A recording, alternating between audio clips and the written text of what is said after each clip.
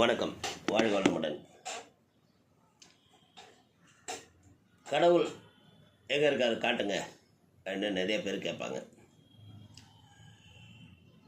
இறைவன் எங்கே இருக்கிறான்? தூணில் இருப்பான், துரும்பில் இருப்பான்னு சொல்லுவாங்க. அவரை காட்டுங்க அப்படின்னு விதண்டாவாதம் பண்ணும் விஞ்ஞானிகள் உண்டு. அந்த விஞ்ஞானிகளுக்கு ஓஷோ ஒரு பதில் சொல்கிறார். எனக்கு ஓஷோவை ரொம்ப பிடிக்கிறதுக்கான காரணம் அவர் சொல்லக்கூடிய உதாரணங்கள் ரொம்ப கேட்சியாக இருக்கும் எனக்கு. அதனால் இப்போ கொஞ்சம் காலமாக ஓஷோவை பிடிக்குது.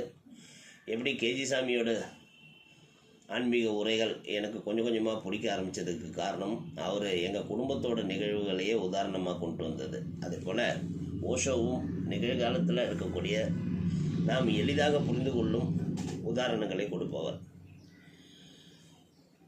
ஒரு எக்ஸாம்பிள், இந்த கடவுள் எங்கே இருக்காது காட்டுன்னு கேட்குறவங்களுக்கு ஒரு சிங்கர், அதாவது பாடகர், நம்ம எஸ்பி பாலசுப்ரமணியம் சார் மாதிரி பெரிய பாடகர், அவர் இறந்து விட்டார்.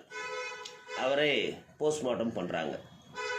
அப்படி அவரை போஸ்ட்மார்ட்டம் செய்து ஆய்வு செய்தால் அவருடைய உடலில் எங்கேயாவது பாடலுக்கான உள்ள ஏதாவது கேசட்டோ இல்லை அவர் உள்ள பாடும் திறமைக்கான தனி பகுதிகளோ இல்லை அவரோட தொண்டையில் ஏதாவது ஸ்பெஷல் அமைப்போ, அவர் இத்தனை குரலில் பாடியிருக்காரு, இவ்வளோ பாட்டு பாடியிருக்காரு, மூச்சு விடாமல் பாடியிருக்காரு, அதற்கான ஏற்பாடுகள் ஏதாவது உள்ளே இருக்குதா அப்படின்னா அப்படி எதுவும் இருக்காது. நார்மல் மனுஷன் மாதிரி தான் இருப்பார். சரி, இங்கே இந்த சீனை அப்படின்னு எடுத்துகிட்டு எனக்கு பழைய ஞாபகங்கள் உண்டு. நான் எப்பயாவது எங்கள் பெரிய அத்தை வீட்டுக்கு போனேன்னா அவங்க உடனே ஒரு கோழியை விரட்டி பிடிப்பாங்க. அது முட்டை விடுற கோழியாக இருக்கும். ஏன்னா அதுதான் உள்ள முட்டை விடுறதுக்காக உட்காந்துருக்கும். அந்த நேரம் பார்த்து அந்த முட்டை விடுற நேரத்தில் அதை பிடிச்சி உடனே அறுத்துடுவாங்க எனக்கு கோழிக்கறி போடுறதுக்கு. அப்படி அறுக்கும் போது நான் பக்கத்துலேயே நின்று பார்த்துட்ருப்பேன் அந்த க்ளீன் பண்ணுறதெல்லாம் எப்படி பண்ணுறாங்கன்ட்டு. அந்த காலத்தில் அது ஒரு ஆச்சரியமான விஷயமா இருக்கும். ரொம்ப ஈஸியாக அப்படி கட் பண்ணிவிட்டு அப்படி உரிச்சிட்டு அப்படி வயிற்ற கிழிக்கும் போது உள்ள முட்டை வரிசலாக இருக்கும். நாளைக்கு விட போகிற முட்டை, இன்றைக்கி மறுநாள் விட போகிற முட்டைன்னு சைஸ் வாய்ஸாக முட்டை ஒரு குத்தாக இருக்கும். அந்த முட்டையை தனியாக எடுத்து குழம்புல போட்டு எனக்கு எடுத்து கொடுப்பாங்க. ஸோ அந்த மாதிரி ஒரு கோழியை நம்ம முட்டையிட்டு கொண்டு ஒரு கோழியை அது செத்து போச்சுன்னா அதோட வயிற்றை அறுத்து பார்த்தோம்னா அது உள்ள பல முட்டைகள் இருக்கும். இன்றைக்கி விட வேண்டிய முட்டை கூட சில நேரத்தில் கோழி வயிற்றில் இருக்கும். அப்படியே எடுப்பாங்க. ஸோ அப்போ ஒரு கோழி அறுத்து பார்த்தா முட்டை இருக்கிறது தெரியுது.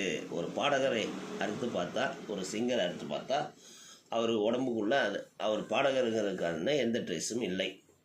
பாடகர் உயிரோடு இருந்திருந்தால் அவர் இன்னும் பாடிக்கொண்டே இருப்பார். ஆனால் அவரது உடலில் பாடல் எங்குமே இல்லை. முட்டை உருவானது, பாடல் அருவமானது. முட்டை பார்க்கக்கூடிய தன்மையில் இருக்குது, பாடல் அருவமாக இருக்கிறது. பாடல் ஆன்மாவிலிருந்து வெளிப்படுவது. இங்கே கடவுள் இல்லை என்ன சொல்கிறவங்க விஞ்ஞானத்தை துணைக்கு எடுத்துக்குவாங்க. எப்போதும் விஞ்ஞானபூர்வமாக நிரூபித்து காமி எனக்குன்ட்டு.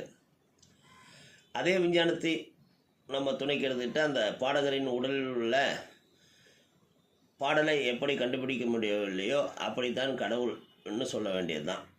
அருபமான ஆன்மாவிற்கு சில செயல்களுக்கும் ஆற்றல்களும் உள்ளன. அதாவது அந்த உயிர்ங்கிறதுக்கு சில ஆற்றல்கள் உண்டு. விஞ்ஞானத்தால் அதை நெருங்க முடியாது. விஞ்ஞானத்துக்கு ஆதரவுபூர்வமான விஷயங்கள் தேவை. இந்த நிலையில் விஞ்ஞானம் ஒருபோதும் கடவுளை கண்டுபிடிக்க முடியாது.